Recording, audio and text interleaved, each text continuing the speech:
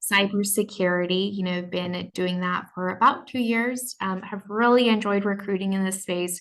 Have really enjoyed learning more about cybersecurity as well.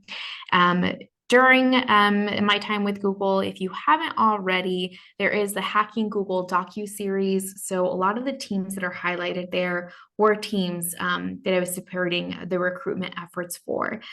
Those particular roles as a security engineer typically call for a combined skill set of coding and security knowledge. Now with Hyundai, it's a really exciting time. The business is continuing to grow. They're actually building out their cybersecurity team. So we're looking to bring on a director, security analyst, more of the GRC type folks. So not so much roles that require any coding, but the really exciting piece about being in automotive is that you're not only focused on enterprise security, but there's also that vehicle security component to it where you have some exposure to that as well. So with that said, that's just a little bit of background. So there's three big things that I'm going to touch on today. The first is resume tips. The second is networking. The third being how to optimize your LinkedIn. So why don't we go ahead and go into slide number 3, please, Satish? That one, perfect. Okay, so when you're applying directly to a role, your resume is going to be the number one thing that you're going to want to have ready. This should be the best and accurate representation of your skill set. And I stress the word accurate very strongly. After 6 years, I've seen thousands of resumes, and there is a lot of information available online, but here are some of the things that I want you to keep in mind. Depending on the company, to give you some background, there might be a group of people that are there to screen your resume before a recruiter even looks at it.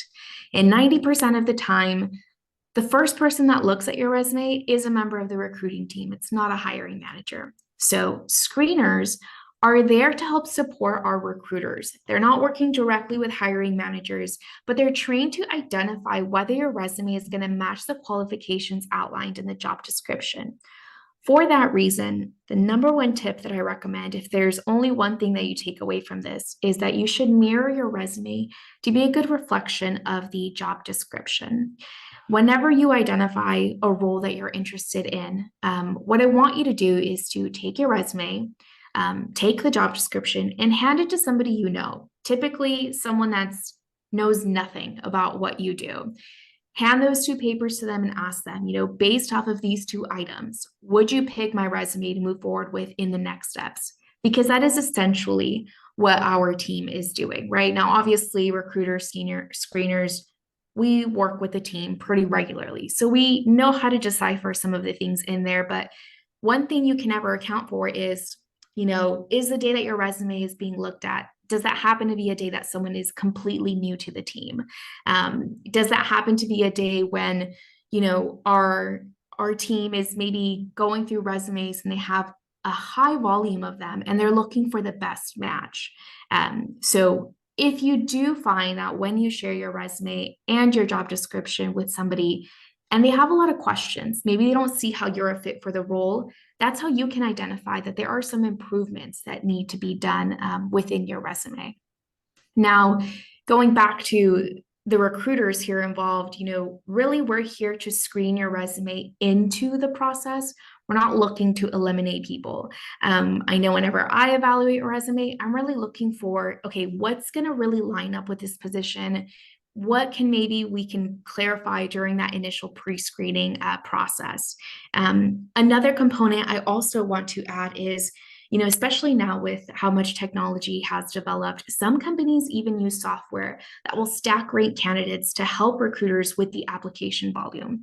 And it's something that we see, the software is comparing essentially the job description to your resume. And so similar to the tip I've outlined before, take note of the keywords being used.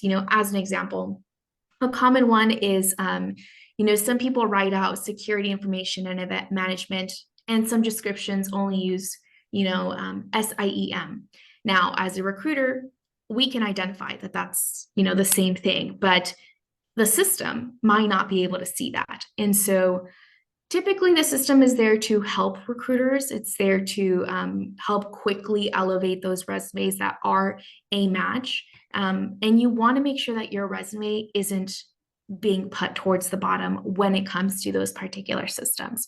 Another thing to consider as well when it comes to your resume is you are all incredibly technical individuals. And we do have technical recruiters that are trained to understand the same language that you speak. But sometimes it really is going to work to your benefit to try to use the same language as a job description, kind of simplifying it to make sure that the person reading your resume can really digest what you're saying and can see that you're a fit for the role in that sort of way. So kind of already started talking on those few resume tips that I want to highlight. Again, just remember the importance of keywords or the importance of phrases in your resume. There are a few things that I want to recommend as well. Satisha, if you could please go to the next slide. So when we're talking about resumes, now I tried making a good and a bad example using Mr. Robot because I just happen to be watching that TV show. There's two clear types of resumes that we typically see, right? The one at the top tends to be really vague. And we've seen these kinds of resumes before, whereas the one on the bottom clearly shows us somebody's expertise. There's also this really new thing that I've been seeing lately where people are almost summarizing that bullet point in the beginning by using programming or reverse engineering and then kind of talking about what they were doing there. As a recruiter, I've really been loving this new format. Makes it really easy for me to quickly digest the information in your resume. So one thing I'm going to recommend is to create a master resume. Oftentimes, I have seen individuals that have a resume that's 10, 12 pages long. And as a recruiter that's maybe reviewing 100 applications that day, it can be tough to digest such a long career sometimes. So I would recommend to create a master resume. That master resume, you can add everything that you would like to on that. Because I would recommend that you modify your resume as needed based off the jobs that you're targeting. So that might mean that you're not including all of your information from X company because it's not as relevant. Typically, I would say you want to stick to a 2-page maximum for the resumes that you're using to apply to roles. You can, of course, go beyond that. I will tell you just the consensus from a lot of my own colleagues that I've worked with and hiring managers. We tend to, kind of like the 2 resume maximum. I know that for some time it was like a 1-page maximum, but I don't think 1 page is going to be what we're really looking for, especially in these types of roles. I know how incredibly broad this is, and sometimes you're touching so many different things. So I would say 2 pages is totally okay. In terms of formatting, kind of like I've outlined, you want to make sure you're using short bullet points. In that top resume example, I've often seen people use paragraphs to describe their roles. And while sometimes paragraphs can be a good way to quickly summarize something, if you have a very long paragraph, it can make it difficult to digest. Again, you need to consider who your audience is, not just the recruiter, but also the hiring manager. Some of you maybe already have been in that position where you've had to hire someone and you're going through a lot of resumes that your recruiting team is sending to you, and it can be a lot to digest so much information. So make it easy with the formatting. One thing I always recommend as well is skip the objective. I think that a summary is much more beneficial to your resume than the objective. We know what your objective is. You're applying for the opportunity. Your objective is to land the role. Whereas in a summary, you can give us a snapshot view to your career, to your expertise. And now I know it's not as common to write a cover letter with a summary. You really don't need to do that. Now, of course, if you write a cover letter, I do actually read those. And sometimes it's nice to get additional context beyond what we see because there are some questions that can occasionally come up. And the last point that I want to make, especially in cybersecurity, it is the job titles that you are using. So it's okay to change your job title to something that's a more universally understood term. As an example, I know that a lot of companies' internal job titles can be pretty unique. One of my roles internally is our associate for enterprise security, but the job itself is a security analyst. And so sometimes it's okay to change your title. You can always provide the official title in parentheses or even explaining it with your recruiter. I've had candidates do that. We're never going to knock off a candidate because they used a different title. It's just helping us understand what their role is, which I know is especially true as cybersecurity has continued to really establish its foundation across the industry. Some people use consultant titles. So it's okay to change it, to help your resume kind of, stand out a little bit more. Just make sure you're, of course, representing yourself appropriately. If we could please go to the next slide. So the second point I'm going to talk about is through your network and how you can land a job through your network. So let's go to the next slide, please. Great. So I'm sure a lot of you have heard, sometimes it's not what you know, sometimes it's who you know and what they have to say about you. So I have a lot of stories about the importance of networking. I have hired people who have landed their job because people were willing to take a chance on them. And it's something that I know I wish I had focused on earlier in my career. I think far too often people are thinking of building connections when they really need it versus building connections proactively when you don't need them just yet. And that's really how you're going to establish some of those long-term relationships. Behind the scenes, one of the first things that happens when we post a job is we have a meeting with the hiring manager. And the first thing that I always talk about is there anyone that the team knows that we want to consider for the role? Is there anybody that has been referred into the team? Those people are automatically the first people I want to speak to because good people know good people. So it's really important that we discuss some of the networking tips and how to do it appropriately. There's people in your network, there's people that you don't know, but you want to connect with. And then there's, of course, recruiters and hiring managers that maybe have a role that's open that you're interested in. So for people in your network, like all of you here today, make it a point to keep in touch. The wonderful thing is Satish has these reoccurring meetings that you can all come to and stay involved and keep in touch with one another. And that's something that's going to be really important in your career, of course. Maybe you don't need help today, but you might need help tomorrow and, vice versa. For people that you don't know, that can always be really intimidating. One thing that I always recommend is to make a list of your dream companies, right? This is quite a long process, but I promise it's quite worth it. Find key players within those companies, follow them, turn on the notifications for them, and every time they post, engage with their content in some type of way, whether that's liking it, commenting, reposting it.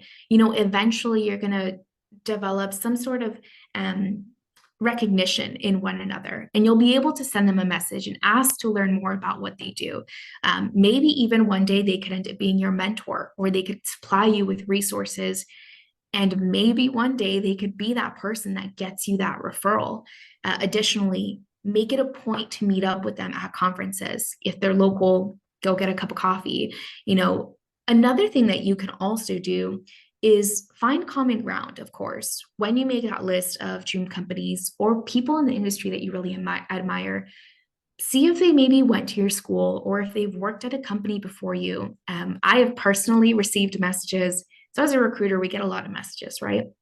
And I've had some candidates that really effectively establish a quick connection because they say, hey, I see that you're a recruiter at Hyundai. Actually, I just graduated from Cal State Fullerton, and I noticed that you were a Titan as well. Would love to connect. And I'm always more inclined to respond because, these are people that went to the same school as me. And so we already have something to talk about. So that's something for you to keep in mind. Make it really about them initially versus making it about what you can get from them. Not a lot of people will refer people to a job if they don't know you. So focus on building that relationship instead.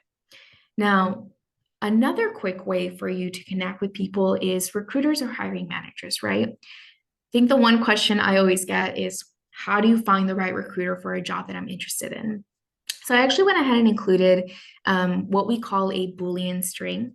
You can type this into LinkedIn, type in the words recruiter and the company name, and in parentheses, security or cybersecurity as an example. And that should help you.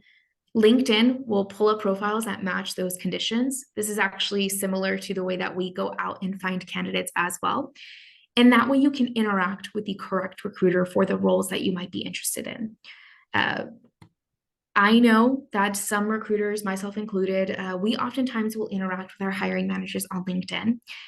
So I have my hiring managers that will post the job, and then I'll interact with it in some way. So another thing that you could do is when you find the right recruiter or the recruiters in the company, see their latest activity. It's possible they interacted with the hiring manager, and then you found the person who is directly hiring for that role, and you can reach out to them. Keep your messages short. It's the one thing I'm going to say. At least on the recruiting side, we get hundreds and hundreds of messages on a weekly basis. So when you do reach out, there's a lot of different messages that I see. The ones that I consider to be most effective are the ones that are just quick and short. Like, hey, Brenda, my name is Jake. I just applied for your security analyst role. I'm highlighting my interest because I have 3 years of experience doing the same thing at Apple. And then I know very quickly, okay, Jake is someone that we should probably talk to just from that one message. And I know a lot of time you're not getting responses and people aren't getting back to you, but I have firsthand seen people who reach out on LinkedIn. I have seen those recruiters say, okay, let me pull up their application. Let me get on the phone with them. So there are people out there that want to help you, and people that, whether it's hiring manager or recruiter, that will see your message and will want to have that conversation if there is a fit, of course. There needs to be a fit. And I think that covers this specific slide. We can move on to the next one. The last thing I want to talk about is being approached by a recruiter. So this is kind of a quick crash course on LinkedIn optimization. So we can move to the next slide. So sourcing is something that recruiters do when they go out into LinkedIn. I'm sure a lot of you have experience in this. I know how hot these jobs are and how much recruiters are constantly in your inbox. So we're going out to look for talent that we can attract. Now, there are recruiters that do this, and then there are sourcers that do this. Some companies have a dedicated group of people whose job it is to go out and find the talent for any of the positions we have open. So similar to that string that I shared with you to find a recruiter, we do something similar to that on our end to help find candidates. So use the keywords that you want to be found for. So as an example, when I was hiring security engineers, I was looking for programming languages in your profile and your knowledge of cybersecurity. If you want to be a program manager, make sure you're using those types of words in your LinkedIn.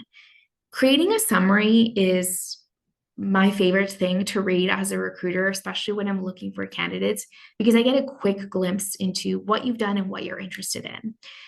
Really updating your LinkedIn with your skills, any projects. If you have a GitHub or a personal website, make sure you're linking that. And then, with the job descriptions, you can kind of get creative there. This is kind of a difficult thing to talk about because it is so different in terms of the strategies, depending on where you are in your career and the types of roles that we are targeting. So in terms of LinkedIn, I think the greater you have a profile that is filled out, the higher your chances are of being reached out to. I know right now this is a really hot market, and so we can't really predict what the future is going to hold, but we know that we're going to continue seeing a lot of growth and a lot of opportunities here. So again, really high level with the optimization for your LinkedIn. And I hope that that helps at least a little bit in kind of helping you understand what the importance is in getting all of that information up to date.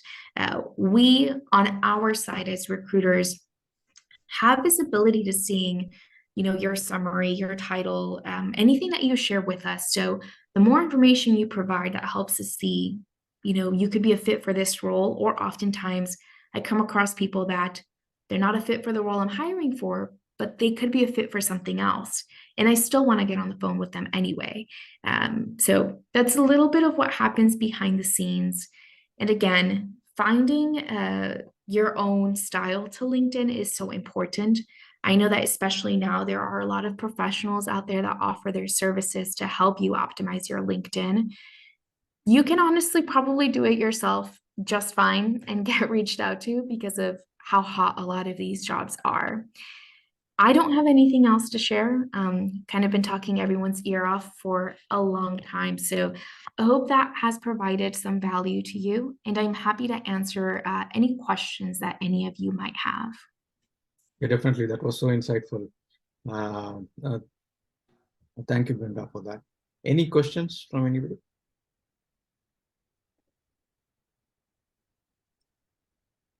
Okay, in that case, I have a lot of questions. So let me go Okay. one by one. So, how important is tailoring the resume, Brenda? For example, in cybersecurity, there are multiple streams. So, for example, um, I might be good in cloud, and if there is any specific identity access management, do I need to change my resume, focusing more on the role which I'm looking for? I mean, what I mean is, do I need to create a separate new resume altogether, or just use the master one which I have? Yeah, that's a really good question. I think it depends. Usually if you're targeting the same type of security role, I don't necessarily think you need to make completely different resumes. Usually when I recommend making a completely different resume is, let's say, if you're targeting a manager position versus, an individual contributor role, I think you're going to want to create a different resume because the skill sets that you're trying to market are very different. But when you are targeting roles that are kind of within things that you've already done before and have experience doing, you don't necessarily need to create an entirely different opportunity. I'm sorry, an entirely different resume.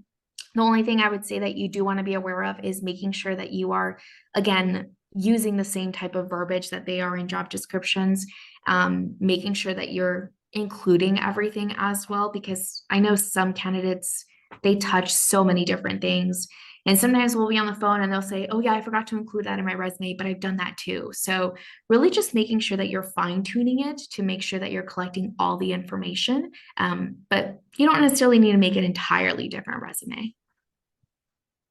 My next question is, are there any specific technical skills or certifications where the recruiters look for in candidates with respect to cybersecurity resumes? Mhm. Yeah, that's a good question. That's really going to vary depending on the company. So, as an example, with Google, there wasn't a huge emphasis on you need to have certain certificates or certain education. Obviously, computer science was really great to see because we were hiring people that were also going to be coding. So it really can vary from one company to another. Here at Hyundai, I know that it is a preference when we see certificates. It's not necessarily a hard requirement. That is something that typically you'll see outlined within the job description, whether or not they want to see certain certificates. And if they do, that's something that you can highlight by simply putting it at the top of your resume. Again, that's just a formatting thing that you can quickly look at as a recruiter or a hiring manager and see, oh, that's amazing. They have a certificate that we would like to have for this role. So it's really going to depend on the company, but the job description is your best bet to understand that. Awesome. Thank you. So, what role does this professional development, such as attending conferences, basically industry connect, play, especially in this? If Is it okay to add them to the resume? Does it really add value? Yeah, definitely. I mean, it's never going to be a deciding factor. I've never had a hiring manager say, I'm going to pick this one because they're more involved in that one. But it's always really great to see. Obviously, hiring managers, especially in this field, they want to see your commitment and your passion to the industry. So I would say that if you are involved with groups, if you are, doing any projects on your own, include that in your resume. We always love to see those kinds of sections. I think it just adds a nice little a plus, again, like a little something to boost, but it's never going to be a big deciding factor. So how about soft skills? I mean, okay, technical skills is fine, but do you look for any good soft skills a particular person has to possess?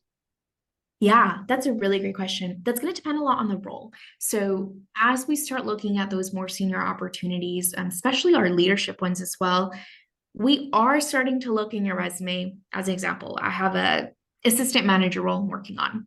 In addition to the technical skills, I'm also looking to see if they've worked with different business units. Can they take technical ideas and really translate them to folks that aren't as technical, and really help them understand that language? So it's going to depend on what level of your career you're in and what kind of role that you're targeting. So it is something that we will look for depending on the role itself.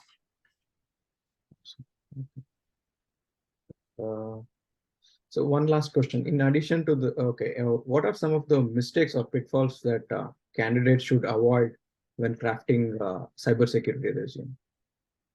Yeah, that's a good question. I don't think there's necessarily anything that we have seen that is a huge pitfall. I think one thing we do see very commonly is sometimes people put everything into their resume, and then we don't really have a clear understanding of what they want to do and where their career is headed. So I think a pitfall sometimes is you want to include every single possible thing, but then it doesn't really align to the job itself. So that's where I say you might want to tweak your resume a little bit to make sure that you're matching what we're looking for. That way we know, like, okay, this wasn't a mistake. They're not just mass applying to everything. So that's one thing that I would say to keep in mind. But there isn't any other huge pitfalls that come to mind. I think we are. Any other questions from anybody? Yeah. Yeah, go ahead, Yamish. Hey, hi. Thanks, Satish. Thanks, Brenda. I think that was very useful. I'm at a stage where I'm actually in a job search process. I've been going through interviews. So I have a mix of analytics consulting, and I was actually working in data science for quite some time before I moved to the US. And most of the work that I did was within the security team, like for the information security team. So I was kind of, and I also did a program here in cybersecurity analytics. So I was, as I was looking for jobs, I was kind of very specific and very interested in looking for roles that had both cybersecurity as well as application of machine learning and AI. And I was kind of filtering my roles accordingly and, customizing my job applications. And I could actually relate to most of the, inputs that you had given. But what I kind of realized is even within this small area of what I'm targeting, there are a couple of different requirements. There are companies, especially some which are actually developing in-house products, and they wanted someone with more programming knowledge or with heavy data science on their resume. And some are happy to use re-existing or the best practices in the market, which preferred better domain knowledge. So I was trying to, my trial and error process was to find the right balance in the CV.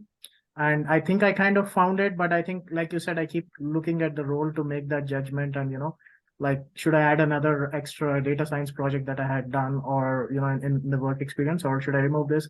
And should I put more security work that I've done? So that is something that I keep shuffling every time I look at a job description, just to see that, give more weightage to that.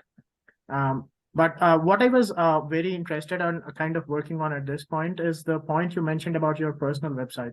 How does one build a good public profile for cybersecurity? My GitHub, I had to unpublish it because it had wide range of code for data science from like various projects regarding like churn prediction, airlines, things like that. It had everything. So I wanted to customize it to very specifically cybersecurity. Would that be helpful, or it's something more required just in the security space? How do you build a good online profile outside of LinkedIn for cybersecurity? Yeah, really, really good question. I think that the more focus you have in the career direction you're heading towards is really going to help you, think of your website as a project at work, right? That's going to help you define what your end goal is and who your audience really is going to be. In terms of how to set up the best websites, I can tell you that some of my favorite ones that I've seen, it kind of shows both a little bit of personality, but also your career. I've loved seeing websites where we're seeing, any publications that they have, where they're sharing any of the projects that they're working on. I have even seen websites that people create that they use it almost as a blog post, but they're sharing what they're working on, what they're learning, and really the purpose behind your website. Again, it's not going to be the end all deciding factor, but it's going to help us get a glimpse into what you've done and what you're interested in and maybe where your career is going. So in terms of crafting your own website, find a balance between what you have, right? You've got that data science, that cybersecurity, but that is a very unique background to have. And so have a balance in your website that you're able to showcase both of those skills. You're able to show who you are, whether you want to create a blog style website or, a whole professionally done website. It's really up to you. So I hope that helps answer your question a little bit. There's no strict best practices I would recommend other than really hone in on what you want to do in your career and make it your own. Yeah, I think that's really helpful. One of the, as I was kind of contemplating on the thought, was there are certain sections of work that you can actually disclose in a public forum, especially the work that you do for a previous company. There are certain details you just cannot include. Yeah, so of course. And it also involves like if you still want to showcase the same style of or same level of skill or understanding about a certain problem, you would have to find a publicly open data set, and then you have to start exploring and building that. That's been a challenge for me, but I think last time when I attended this forum, I think Satish and Sudesh were there. They kind of helped me and gave me some inputs, which kind of helped me build a project which I'm trying to publish right now. But I was trying to see which fits in better. Like, should I write a Medium article about it? Should I just like post it on a website? Or if I dump it on a just a GitHub, it will just be like a code repository. Well, people just be like, it'll end up in ChatGPT. So I think thanks for the input. Yeah, I think if you can publish, I always say when you're deciding if you can publish, do that. I think that's always just immensely more impressive, and it can make your information easier to find.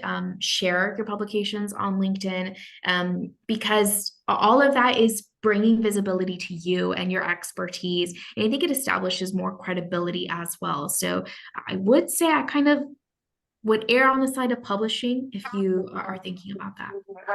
Yes, thank you. There is one question. I'm a high school student who is interested in pursuing a career in cybersecurity. Could you suggest any activities or skills that would enhance my resume in this field? First of all, I love to hear that you're a high school student interested in this. You're getting in at a really exciting time. In the next 10 years, I mean, the demand for these kinds of jobs are just going to continue to grow. So as you're going into, college or whatever program, find a program that you're interested in, so that you can continue developing. In terms of what activities you could be doing, get involved. That's the huge piece to it. I've worked with a lot of candidates who were very involved throughout their college career, and that really helped open up doors, because what you're doing there is building your network, right? And so that's one of the big pieces that I would recommend. And keep using your skills. So don't just focus on the book smart, focus on practical engagements. I know that there is, I think Try Hack Me is a great resource that I've heard of. And there are a lot of other individuals that have much more expertise than I do that I think you would want to connect with and find out what their path was to where they got today. And they might be able to make better recommendations about what books to do, what programs to take, what websites to look into. But I think first and foremost, as a high school student, figure out what you're going to want to do the next few years of your life, whether you want to go to a traditional four-year college and study that, or whether you want to sign up to a cybersecurity program, because they offer those now as well. So I think that that's where my initial guidance would go, but I would also open that up to the other professionals on this call that might have better guidance for this person who is a high school student looking to grow in their career.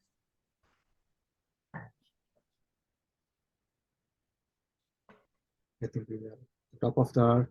Thank you so much, Brenda.